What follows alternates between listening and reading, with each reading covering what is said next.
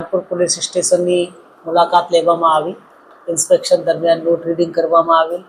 એ Ranpur police સ્ટેશનના જેટલા record છે એ પણ ચેક કરવામાં આવેલ. કામગીરી રાણપુર પોલીસ સ્ટેશનની ખૂબ જ વ્યવસ્થિત અને સારી છે. એના પછી પોલીસ દરબાર પણ રાખવામાં આવી. લોક દરબારમાં ગામના લોકો, આજુબાજુના લોકો જોડે મુલાકાત થઈ અને લોકોને જે પોલીસ પાસેથી અપેક્ષા છે એ પૂરા કરવાનો આપણે પોલીસ તત્પર છીએ.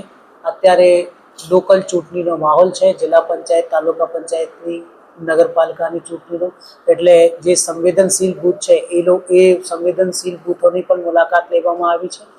અત્યારે ખૂબ જ શાંતિનો માહોલ છે અને આપણે એવી રીતે ચૂંટણી પસાર થશે. હાલ સાહેબ રાણપુરમાં કાયદા વ્યવસ્થાને લઈને આપણે અમુક અધિકારીઓને આપણી તમે જે સૂચન કરવામાં આવ્યા છે તે વિશે થોડીક માહિતી આપશો. રાણપુરના જે અહીંયા છે, મોટા ભાગે અમુક એક્સિડન્ટના ગુના બનતા હોય છે. હાઈવે હોવાના કારણે અમુક એક્સિડન્ટ અનડિટેક્ટ પણ થાય છે. એટલે પોલીસને સૂચન કર્યું છે કે ભાઈ જે સીસીટીવી મારફતે તપાસ કરીને અને અનડિટેક્ટ ગુનાઓને શોધવાનું, પછી જે પણ કોઈ બીજા બનાવ બનતા હોય છે અને લો એન્ડ ઓર્ડર વિશેના કોઈ ઇસ્યુ થતા હોય તો તાત્કાલિક પોલીસ ત્યાં પહોંચી જાય.